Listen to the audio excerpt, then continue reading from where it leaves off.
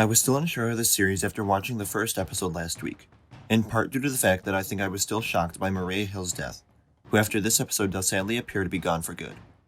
I was really hoping that we get to see a little more of her in some way, because despite her lack of screen time, I do like the character.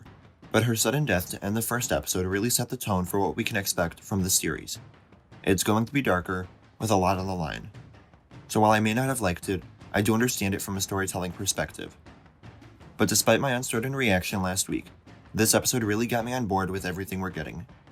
It says a lot about a series when it doesn't feel like there's any huge moments, but I was still fascinated with everything. There are no all-powerful superheroes, huge action sequences, or massive connections and cameos for the most part, and yet every scene felt important and had me glued to the screen. Part of this is the pacing and tone, where everything flows nicely from one scene to the next, and it really feels like the dark, suspenseful spy thriller that I was looking forward to coming into the series. But while it feels like the connections don't carry the episode, the series is still part of a larger, interconnected universe, and there were some very exciting details throughout the episode. The episode starts off with a short recap of Captain Marvel in 1995, and then a short scene in 1997 for backstory on Fury's promise to the Skrulls. It shows the first meeting between Fury and Gravik, and then the details of why the Skrulls stayed on Earth, and why some of them are so angry at Fury. It turns out the Skrulls have been on Earth for longer than we've realized, even though this scene with Fury fits very well to start out the episode.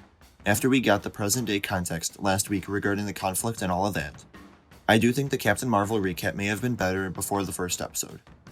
It's good to have the two flashbacks back to back. It makes it easier to understand and have a mental timeline of events. But as someone who hasn't seen Captain Marvel in forever, it would have been nice to get that refresher before going into the series and seeing Talos and the Skrulls again. It also looked like some de-aging technology was used, which I think looked really good because I never even thought about it until after I went back after watching the episode. But the peaceful tone is interrupted when the episode jumps back to present day, and the extreme violence and chaos was definitely a jarring change, reminding us of how bad things are now, and most of this episode deals with the repercussions of that bombing. Fury and Talos leave Moscow on a train, and even though the first part of the conversation about Fury and his past didn't feel like it completely fit with where the story was at, the delivery by both actors made the conversation very interesting and fun to watch. Talos name drops Emperor Droge while explaining the destruction of Skrullos, and because it was something that I don't think needed to be included, I wouldn't be surprised if it has some sort of appearance or connection to the Marvels.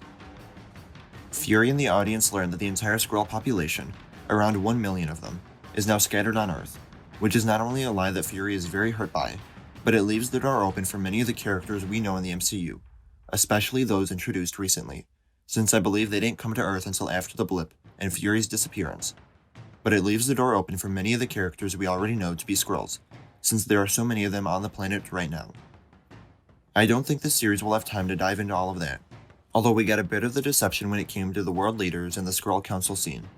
But this series is definitely laying the foundation for a larger story down the line, which is also teased when Fury mentions later on during his talk with Rhodes why the Avengers can't get called in. It's an easy nitpick of many MCU stories to say, just get Thor or Hulk in there to fix the problem. But here Fury mentions how if the Avengers were brought in, there would end up being duplicates of them, having them branded terrorists because the Skrulls could shapeshift into them and ruin their reputation, which is pretty much what happens in the comics.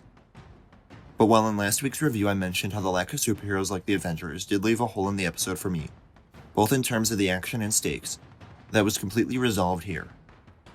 It's a smaller scale story, but this episode still made it feel like there were huge stakes and consequences to everything that happens.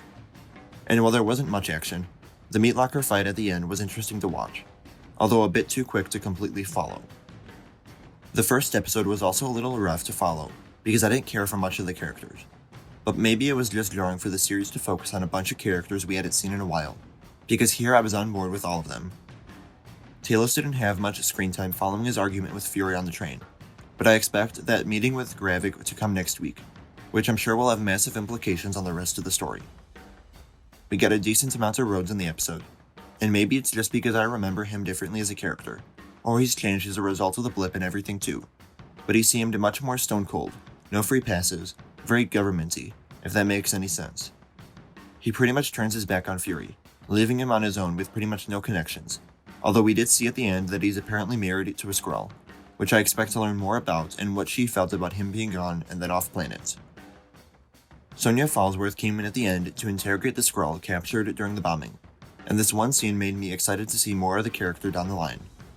Olivia Colman is perfect for the role, and is able to make this very capable and powerful and almost twisted character seem very refreshing and interesting to watch, with the way she delivers the lines and her tone and body language. The interrogation techniques she used were also unlike anything we've ever seen, at least in the MCU. Gaia had a good amount of screen time in the episode, although not a lot of dialogue. It still seems like she's caught in between teams, revealing the hidden base location at the end, but still unwilling to completely leave Gravik and this life behind. But the most interesting part of the episode came when she snuck into the lab, paired with her discoveries on the computer and the information revealed by the captured Skrull.